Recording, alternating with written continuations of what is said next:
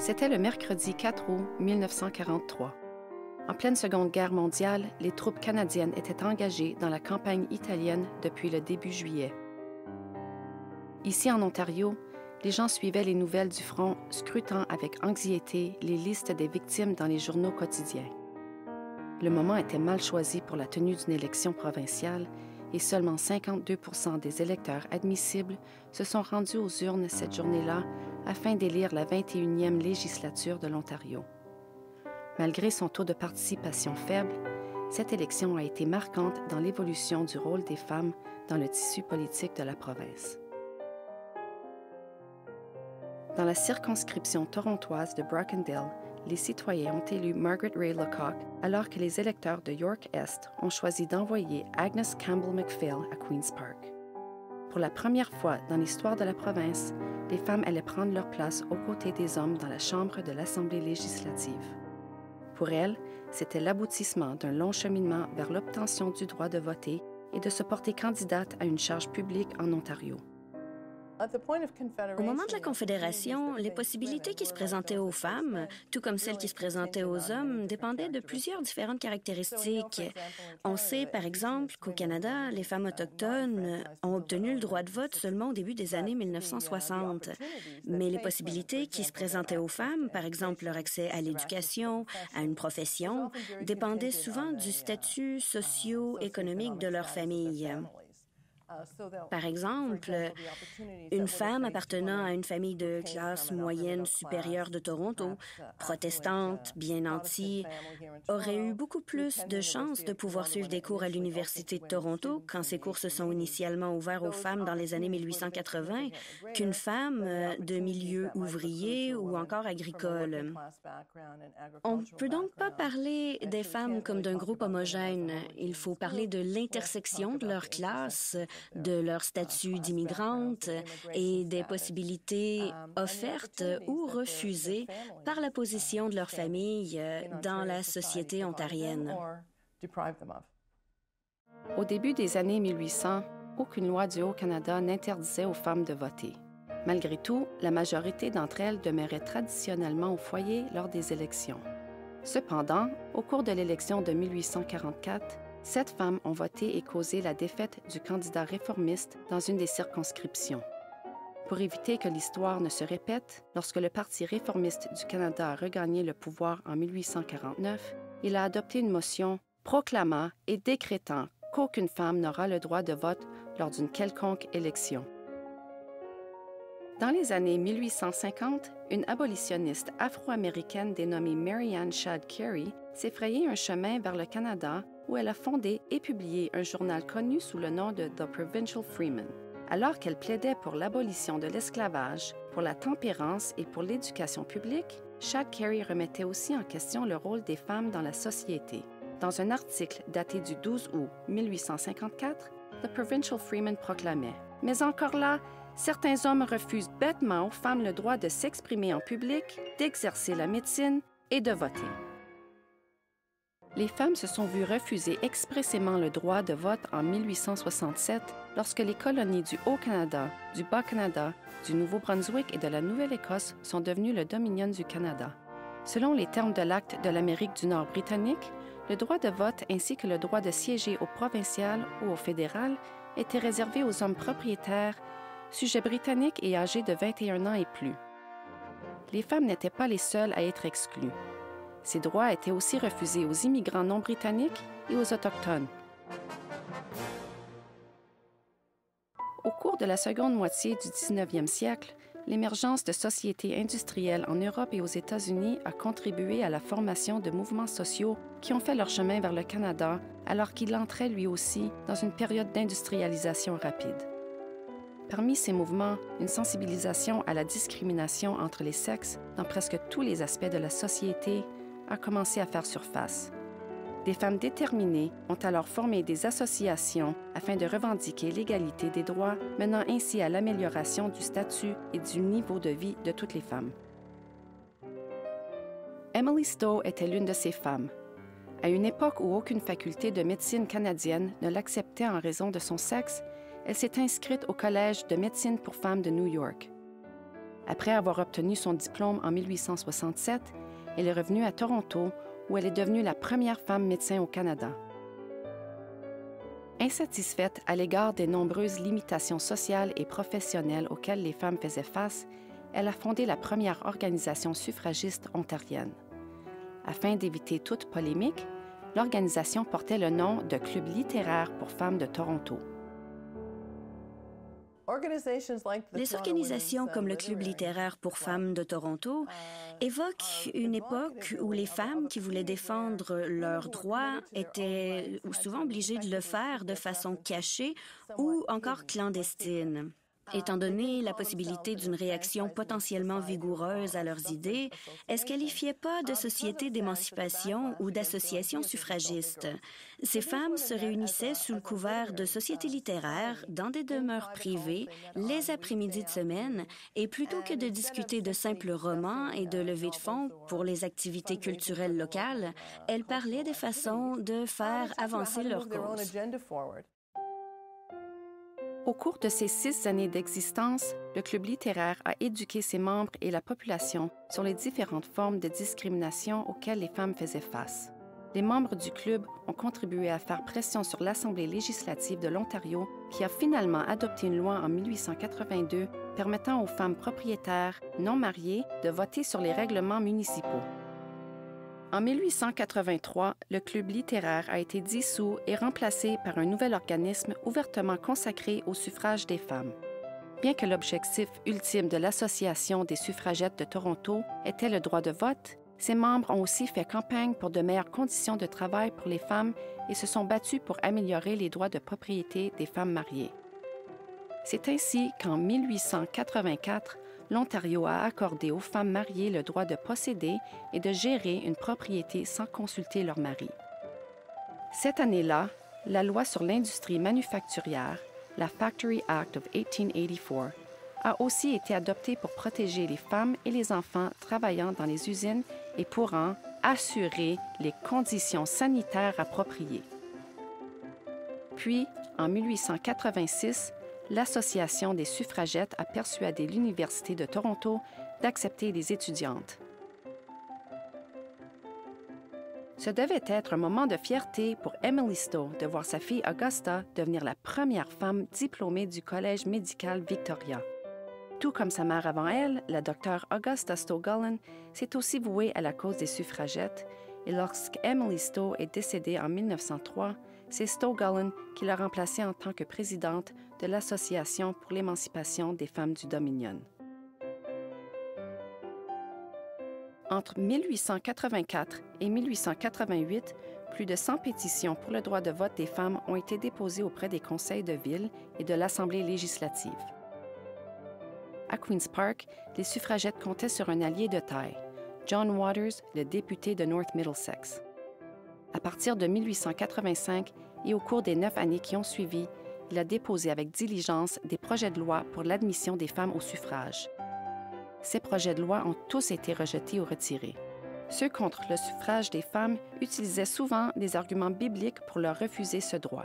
L'honorable John Dryden a dit en Chambre que « L'homme n'a pas été créé à cause de la femme, mais la femme a été créée à cause de l'homme, et que « Tes désirs se porteront vers ton mari, mais il dominera sur toi. » Un peu moins biblique, une citation de l'évêque de Niagara dans le journal The Globe a dit que « Les suffragettes sont comme des rats, elles devraient être passées au jet d'eau. » Certains craignaient que le droit de vote des femmes ne compromette l'harmonie domestique entre mari et femme. Plusieurs argumentaient aussi que si les femmes avaient le droit de vote, elles ne prendraient pas la peine de s'en servir. Ma grand-mère a obtenu le droit de vote seulement dans la trentaine. Elle est née en 1888 et elle n'a jamais manqué une occasion de voter. Elle a vécu passé ses 90 ans et elle a voté à chacune des élections depuis le moment où ça lui a été permis de le faire. Ça a été profondément enraciné en moi que c'est un droit, mais aussi que c'est un droit qui nous a été refusé à nous, les femmes, auparavant et pendant longtemps. Et c'est grâce à l'expérience de ma propre grand-mère, de qui j'étais tellement proche, que je l'ai valorisé. Et honnêtement, je pense à elle lorsque je vais voter. C'est réellement important pour moi de savoir qu'elle n'a pas toujours eu le droit de vote et que lorsqu'elle l'a obtenu, elle ne l'a jamais pris pour acquis. À la fin de 1888, l'Association des suffragettes de Toronto a décidé qu'elle devait sensibiliser le public afin d'augmenter son soutien à la cause.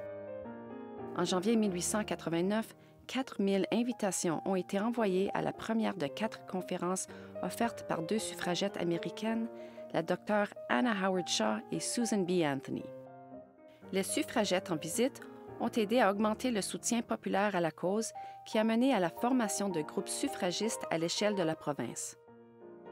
Un autre résultat de cet enthousiasme renouvelé a été la création de l'Association pour l'émancipation des femmes du Dominion. Avec la Dr. Stowe en tant que présidente, des sections locales de cette association se sont rapidement formées dans des villes et des villages partout en Ontario. Les femmes de l'époque ont aussi été touchées par un autre mouvement de réforme sociale important qui a joué un rôle clé dans la lutte pour les droits des femmes. Le mouvement pour la tempérance défendait surtout la prohibition de l'alcool qu'il tenait responsable de beaucoup des maux de la société. La section ontarienne de l'Union chrétienne des femmes pour la tempérance a été fondée à Owen Sound en 1874 par Letitia Youmans. Au départ, l'Union chrétienne était contre le suffrage des femmes, mais un discours de la Dr. Anna Howard Shaw en 1891 a poussé la section ontarienne à unir ses efforts à ceux de l'Association pour l'émancipation afin d'appuyer le vote des femmes. L'Union espérait qu'avec le vote des femmes, la prohibition serait inscrite dans la loi. L'Union chrétienne des femmes pour la tempérance a été une des organisations de femmes les plus importantes des débuts de la politique ontarienne. Beaucoup de mes étudiants se posent la question à savoir ce qu'une organisation de tempérance pouvait bien faire avec ce qu'on qualifiait à l'époque d'un mouvement progressiste. Mais c'était un mouvement progressiste, un effort pour assurer que les femmes et les enfants aient de l'argent pour se nourrir et se loger et que le revenu familial entier gagné par l'homme salarié soit pas gaspillé dans un bar local. L'Union chrétienne des femmes pour la tempérance faisait donc partie d'un grand mouvement progressiste de la fin du 19e, début du 20e siècle, dans beaucoup de grandes villes canadiennes, y compris Toronto. Elle voulait des lois assurant la propreté des aliments et des médicaments, des lois sur le salaire minimum, des bibliothèques publiques, des réseaux publics d'aqueducs et de meilleures possibilités d'emploi pour les jeunes femmes et les filles. Et donc, conséquemment, on peut avancer l'argument que cette union faisait partie d'une alliance, d'un mouvement progressiste plus large qui voulait vraiment mettre en place des réformes sociales, ce qui serait aujourd'hui vu comme modéré et progressiste. C'était pas très radical. On ne parle pas ici de partis politiques socialistes et communistes, mais on parle d'une réforme sociale modérée qui, historiquement, a été appuyée par beaucoup d'électrices au Canada. C'est ainsi qu'en 1894, 150 délégués de l'Association pour l'émancipation et de l'Union chrétienne ont rendu visite au premier ministre Oliver Mowat à Queen's Park. Même si le premier ministre a exprimé sa sympathie pour leur cause, aucun geste concret n'a été posé. En fait, une longue décennie s'est écoulée avant qu'un projet de loi pour la promotion du suffrage des femmes ne soit déposé à l'Assemblée législative. Les suffragettes se sont donc tournées vers le théâtre politique pour faire passer leur message. Le soir du 18 février 1896, les prohibitionnistes de Letitia Youmans et les suffragettes d'Emily Stowe ont mis en scène une simulation parlementaire au pavillon des Allen Gardens à Toronto, un espace mondain accueillant plus de 1800 personnes. Lors d'une soirée riche en divertissements, l'auditoire a aussi assisté à des numéros musicaux et dégusté des hors-d'œuvre. Pour la simulation du Parlement, l'Assemblée législative avait été reconstituée avec le rôle des députés joué par des femmes, accueillant une délégation d'hommes qui pétitionnaient humblement d'obtenir le droit de vote. De nombreuses suffragettes bien connues en Ontario y ont participé, dont la Dr. Emily Stowe, sa fille Augusta et Letitia Youmans. Tout en se moquant des arguments utilisés par les anti-suffragettes, elles ont débattu, au grand plaisir de la foule, la question de savoir si les hommes étaient aptes à voter ou non. Des décennies se sont écoulées entre la première simulation de Parlement au Allen Gardens et l'émancipation des femmes en Ontario. Mais l'idée était de garder l'enjeu d'actualité et les militantes engagées. Ça a été une très longue lutte, mais je crois qu'elle a abouti à d'importants résultats. Cet enjeu-là a uni tout le monde en leur donnant le sentiment qu'elles travaillaient collectivement, qu'elles n'allaient pas s'épuiser et qu'elles allaient s'amuser en chemin. Et, à mon avis, toute personne qui lit le scénario du Parlement simulé saura que l'allégation que les féministes n'avaient pas ou n'ont pas le sens de l'humour est tout à fait sans fondement. Qu'il me soit permis de déposer, appuyé par la députée de Parry Sound, un projet de loi intitulé « Loi destinée à empêcher les hommes de porter des culottes et des vestes courtes et ajustées en faisant de la bicyclette ». Député de Peel, un projet de loi intitulé « Loi pour protéger les électeurs décédés ». L'objectif de ce projet de loi est d'ajouter aux membres du personnel de fonctionnaires de la Ville de Toronto un clairvoyant dûment qualifié, dont l'entreprise. Madame la Présidente, je désire aviser la Chambre qu'à sa prochaine séance, je proposerai que toute députée utilisant la Chambre comme dortoir se voit privée de l'exercice de ses droits. Mademoiselle Rose, est-ce que le gouvernement a l'intention de proposer une mesure destinée à faire retentir la sonnerie du couvre-feu à 10 heures chaque soir de la semaine afin d'avertir tous les hommes dans la rue de rentrer chez eux, à moins qu'ils ne soient accompagnés de leur épouse? Madame la Présidente, qu'il me soit permis à la prochaine séance de la Chambre de proposer un projet de loi remédiant l'injustice faite au sexe faible de l'humanité. En effet, à cause d'une tradition ancienne, les hommes font le même travail que les femmes de façon égale et efficace, mais ne sont payés que la moitié ou le tiers du salaire des femmes. Ordre du jour, 13 février. Deuxième lecture du projet de loi 48, loi destinée à accorder l'émancipation aux hommes au même titre que les femmes.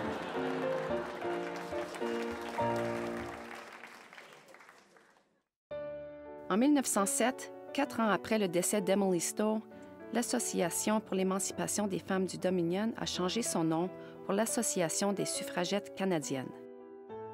La docteure Augusta Stowe-Gullin en est demeurée la présidente jusqu'en 1911. Flora MacDonald Dennison, une autre membre importante de l'association, était une entrepreneure et une écrivaine prospère et la rédactrice d'une page consacrée aux enjeux touchant les femmes dans le journal Sunday World de Toronto. Ce journal a été une source importante d'information et de promotion de la cause du suffrage universel. Dennison a présidé l'association de 1911 à 1914 pour ensuite être remplacée par la docteure Margaret Gordon.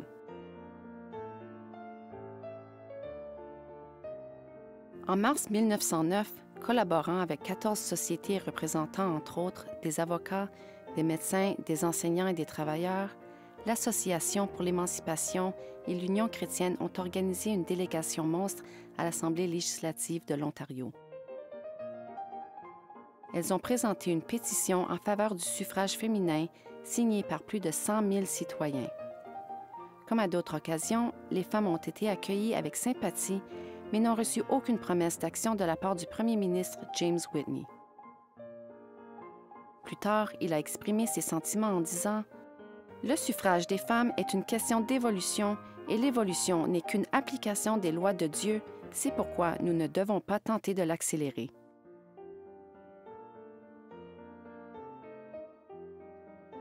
Le mouvement des suffragettes a rapidement pris de l'ampleur lorsque le Conseil national des femmes a officiellement appuyé leur cause. La section canadienne du Conseil a été créée en 1893 par Lady Aberdeen, l'épouse très respectée du gouverneur général du Canada de l'époque. Elle était également présidente du Conseil international des femmes lorsqu'il a tenu son congrès à Toronto en juin 1909.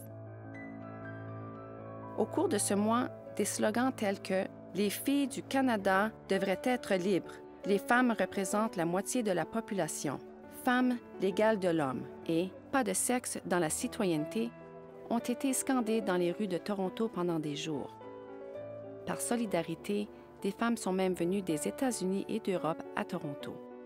Lors d'une assemblée publique, elles ont convenu à l'unanimité que les femmes devraient avoir le droit de vote dans tous les pays où il existe des gouvernements représentatifs. Les femmes on fait beaucoup de progrès. Vous savez, je me souviens d'avoir parlé à un organisme de la communauté finlandaise à Thunder Bay et on m'a expliqué comment les femmes finlandaises avaient aidé le mouvement des suffragettes ici au Canada. Parce que lorsqu'elles sont arrivées au Canada, elles ont perdu le droit de vote et c'était quelque chose pour lequel elles s'étaient battues en Finlande, mais qu'elles avaient perdu en arrivant au Canada. Et je me rappelle à quel point c'était important que les femmes, en tant que femmes, se regroupent, entre autres, avec le mouvement syndical pour dire « Nous voulons que ce droit soit rétabli pour nous et pour toutes les autres femmes ». Le mouvement des femmes a certainement fait partie de notre collectivité et a contribué à façonner le tissu de cette province, malgré les obstacles. Et pour les femmes d'aujourd'hui, c'est à nous de nous en souvenir et c'est important que les femmes reconnaissent que ces droits n'ont pas seulement été accordés, mais qu'ils ont été gagnés. Bien que les suffragettes en Ontario aient fait campagne en respectant la loi, les suffragettes britanniques, elles, ont participé à des manifestations plus radicales et parfois violentes. Les actions des suffragettes britanniques étaient suivies avec un mélange d'enthousiasme et d'inquiétude dans les journaux et les périodiques canadiens. Malgré tout, lorsque l'Association des suffragettes a invité Emmeline Pankhurst, et plus tard sa fille Sylvia, à prononcer des discours en Ontario, des lieux comme Massey Hall à Toronto étaient bondés de gens venus les entendre. Alors que le militantisme auquel adhéraient les suffragettes britanniques ne s'est jamais manifesté au Canada, leur passion a inspiré les suffragettes canadiennes et influencé positivement l'opinion publique. Les suffragettes ont participé à des activités ailleurs qui ont certainement été plus radicales, mais je pense que les idées de certaines féministes de Toronto étaient très controversées à l'époque. Certaines d'entre elles ont avancé l'argument modéré selon lequel on devrait offrir aux femmes le droit de vote afin de nettoyer et de purifier la société pour qu'elle soit aussi ordonnée et propre que le ménage privé. D'autres, dont Flora MacDonald Dennison, qui avançaient qu'en fait, la raison pour laquelle les femmes devraient avoir le droit de vote était purement une question de justice politique. C'était un argument très radical. Donc, bien que les moyens employés en Ontario étaient peut-être plus modérés, certaines des idées étaient vraiment radicales à cette époque-là et le seraient aussi pour la nôtre. Au printemps 1913, un défilé monumental pour le suffrage a été organisé pour coïncider avec l'investiture du président Woodrow Wilson. Des femmes du monde entier se sont jointes à leurs sœurs américaines à Washington, D.C., pour manifester leur solidarité internationale. Flora MacDonald Dennison a rassemblé un contingent canadien composé de groupes de suffragettes de l'Ontario qui se sont rendus ensemble en train à Washington. Lorsqu'on lui a demandé quels étaient les objectifs du défilé, Dennison a répondu « de faire la promotion du mouvement pour l'émancipation des femmes et de faire comprendre aux gens qu'il s'agit d'un mouvement logique dont il faut apprécier la justice. » Comme du temps de John Waters, les suffragettes avaient toujours des alliés à l'Assemblée législative. Entre 1905 et 1916, des projets de loi de députés visant à accorder aux femmes le droit de vote ont été déposés à chaque session parlementaire. En tout, 27 projets de loi à cet effet ont été proposés. La docteure Margaret Gordon et l'Association des suffragettes ont gagné le soutien de 160 conseils municipaux afin de demander à Queen's Park d'accorder aux femmes le droit de vote, ce qui a exercé une plus grande pression sur les législateurs. Au départ, les projets de loi et les pétitions ont été accueillis avec moquerie et risée. Mais au fil du temps, les propositions ont entraîné un débat plus sérieux. Finalement, la question est devenue une priorité du gouvernement en raison des événements en Europe. La Première Guerre mondiale a mis fin à toute opposition gouvernementale au droit de vote des femmes. La Première Guerre mondiale a constitué une percée importante, mais évidemment, elle s'est produite après des périodes d'urbanisation, d'industrialisation, des pressions de la part d'organisations de femmes pour gagner le droit de vote et de devenir titulaires de charges publiques afin d'influencer les politiques. L'attente a été longue, mais la Première Guerre mondiale a offert au gouvernement l'occasion non seulement de gagner le soutien électoral des femmes, espérant ainsi être élu, mais aussi, dans une certaine mesure, de faire taire les détracteurs qui demandaient vivement que ces droits soient accordés, mais qui, malgré un certain vent favorable, ne trouvaient pas d'appui à leurs demandes.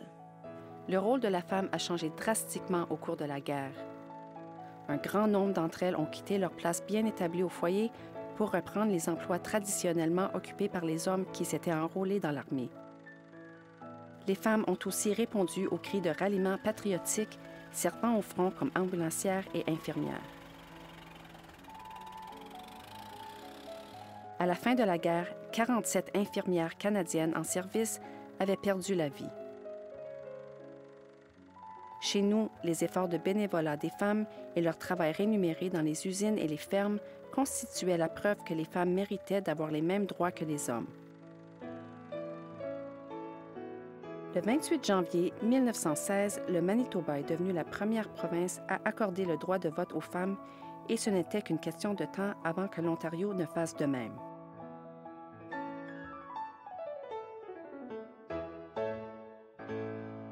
Le 15 février 1917, 2 projets de loi de députés appuyant le vote des femmes ont été déposés à l'Assemblée législative. Un de ces projets de loi était même parrainé par John Wesley Johnson, député du gouvernement sous le premier ministre William Hearst. Le 27 février, lors du débat de deuxième lecture, le premier ministre, qui s'était toujours opposé à la cause des suffragettes, a pris la parole. Dans les tribunes publiques, les suffragettes ont été surprises d'entendre Sir William soutenir le projet de loi de Johnson. En hommage au travail des femmes durant la guerre, il a déclaré que « les femmes devraient être les partenaires des hommes au sein des conseils de la nation ». C'est le 12 avril 1917 que la sanction royale et le titre officiel de loi ont été accordés à la loi sur le droit au suffrage, l'Ontario Franchise Act, et à la loi sur les élections de l'Ontario, l'Ontario Elections Act. Il restait toutefois un obstacle à vaincre. Les femmes avaient gagné le droit de vote, mais pas celui d'être candidates aux élections. Il aura fallu 2 ans de plus avant que ce droit ne leur soit accordé le 4 avril 1919 grâce à l'adoption de la loi sur l'admissibilité des femmes candidates aux élections législatives, la Women's Assembly Qualifications Act. Suite à l'adoption de cette loi, il aura fallu 26 femmes candidates dans 7 élections provinciales avant que Ray Lecoq et Agnes MacPhail ne soient élus en 1943. Agnes MacPhail était déjà bien connue. Elle avait eu l'honneur d'être la première femme élue à la Chambre des communes à Ottawa. C'est là qu'elle a représenté les circonscriptions fédérales de Grey Southeast et de Grey Bruce de 1921 à 1940. Militante pour l'éducation des adultes, la gratuité des frais de scolarité universitaire et un meilleur accès à l'éducation pour la population rurale, elle demandait également des services de garderie financés par l'État et une réforme des pénitenciers. MacPhail était une ardente défenseur des droits des femmes et disait « Je souhaite pour moi ce que je souhaite pour les autres femmes, une égalité absolue. » La réussite politique finale de MacPhail a été l'adoption en 1951 de la première loi sur l'équité salariale en Ontario, la Female Employees Fair Remuneration Act.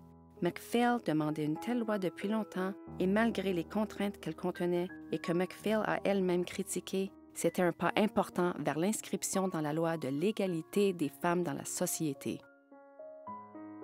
Ray Lecoq venait d'une famille politisée.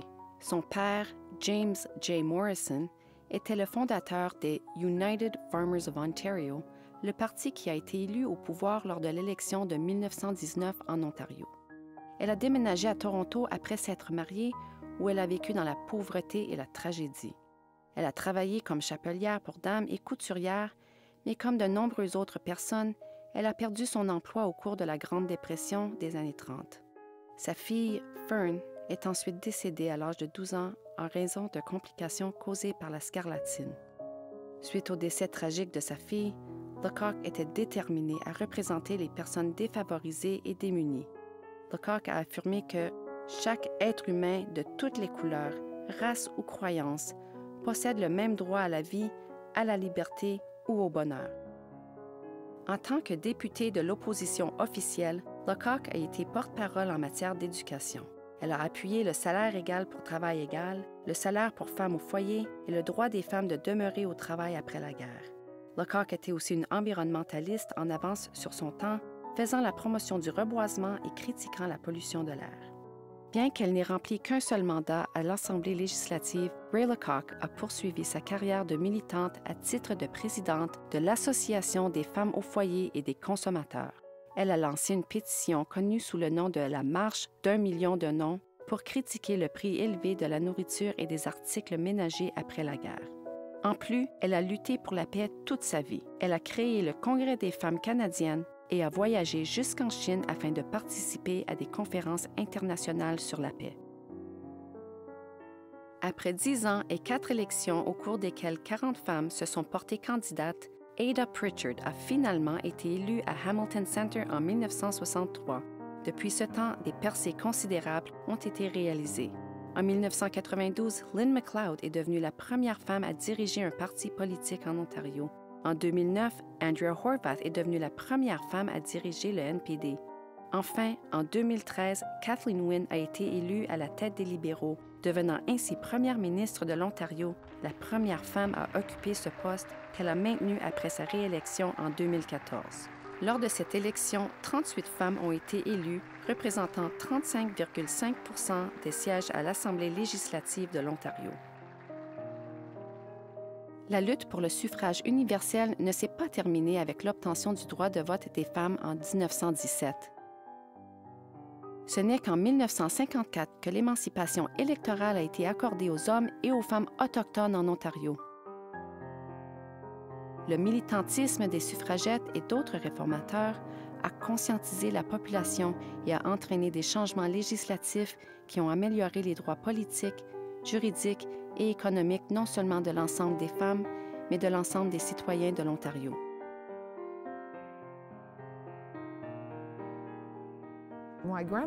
Ma grand-mère faisait partie de ces femmes qui voulaient le droit de vote et elle m'a certainement expliqué la différence que ça a fait de pouvoir parler pour soi-même et à quel point c'est important.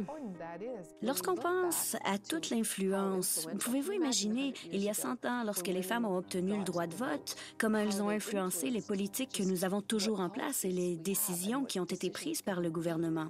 Ma grand-mère, quand elle est née, n'avait pas le droit de vote et j'en étais très consciente. Ma mère, elle, quand elle est née, n'était même pas considérée comme une personne. Il faut se souvenir du mouvement des suffragettes de la même façon qu'on se souvient du mouvement des droits civils. On lui donne pas la même crédibilité. Il n'existe pas de jour de reconnaissance des femmes en politique.